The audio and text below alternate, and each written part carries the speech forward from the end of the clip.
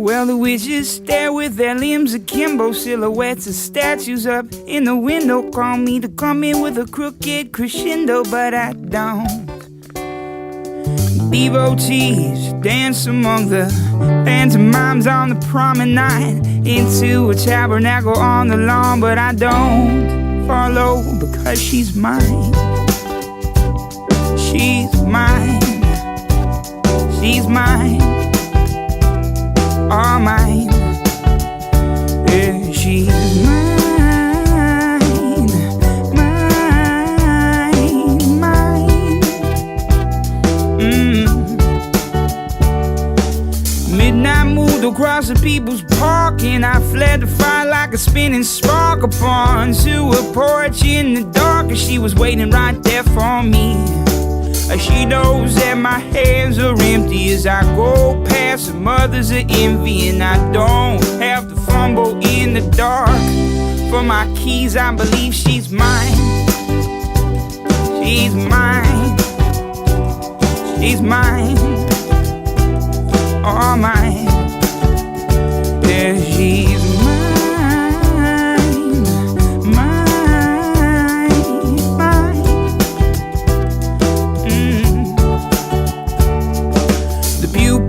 Gathered in the yard around the pulpit made of cards, and waited for their leader's words, but his words didn't make much sense.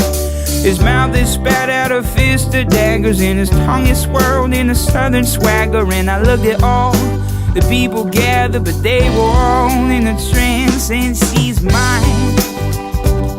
She's mine. She's mine. All mine.